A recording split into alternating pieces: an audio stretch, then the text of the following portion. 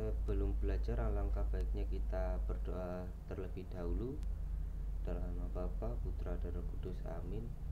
Allah Bapa yang Maha Baik, puji dan syukur kami aturkan kepadamu, karena pada kesempatan hari ini kami masih diberi nafas kehidupan olehmu.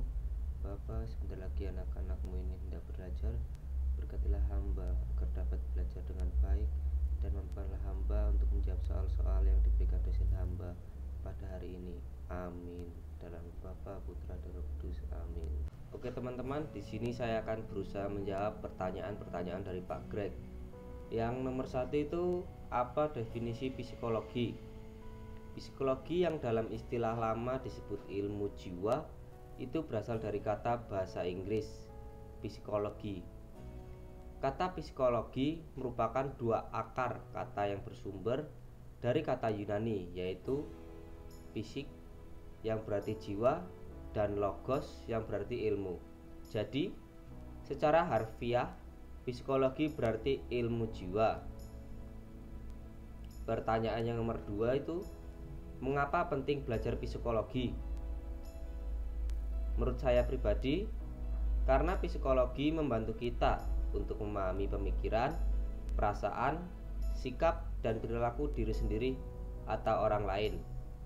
Lebih lanjutnya, mempelajari psikologi juga sangat penting untuk hal-hal sebagai berikut. Yang pertama, mengetahui emosi pada manusia. Psikologi membantu kita mengetahui sikap manusia sebagai upaya menyesuaikan diri serta berhubungan dengan orang lain dengan cakupan grup atau individual, sehingga memudahkan kita untuk memahami pemikiran, perasaan menurut cara mereka sendiri. Yang kedua, membuka pintu pilihan karir.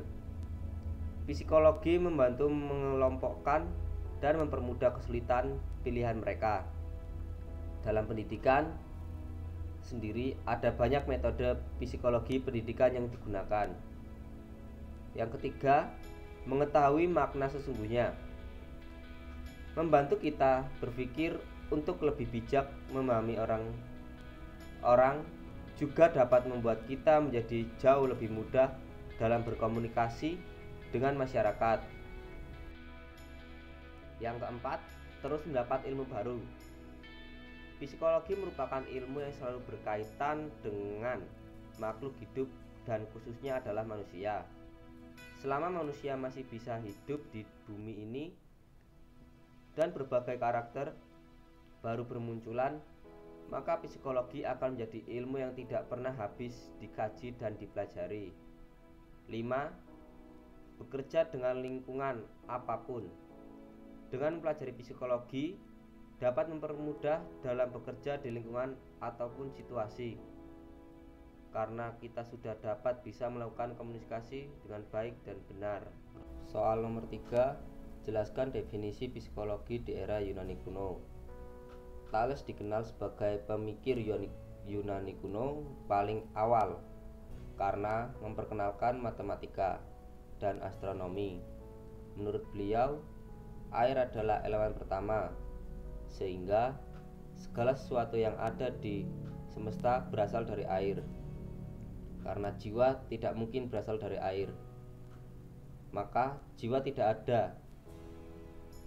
Segala sesuatu yang ada harus dapat diterangkan dengan gejala alam atau natural fenomena.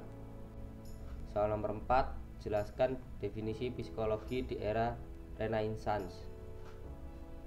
Thomas Aquinas, teolog dan filsuf dari zaman Renaissance, mengemukakan bahwa jiwa adalah bentuk yang meliputi materi dan atau badan, dan jiwa melakukan aktivitas melebihi apa yang dilakukan oleh raga, yaitu aktivitas rohani, dan karena jiwa bersifat rohani, bukan jasmani atau raga atau badan.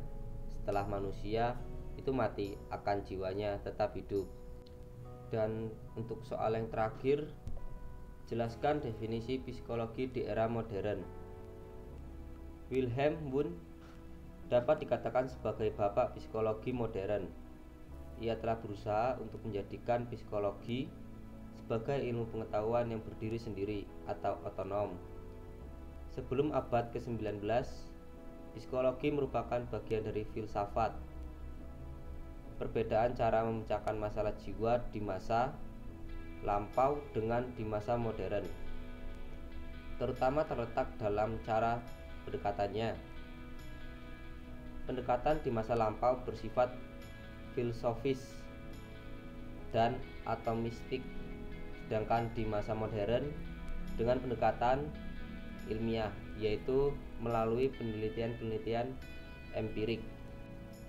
Terima kasih untuk teman-teman semua yang telah mendengarkan penjelasan saya mengenai psikologi, dan untuk Pak Greg, terima kasih.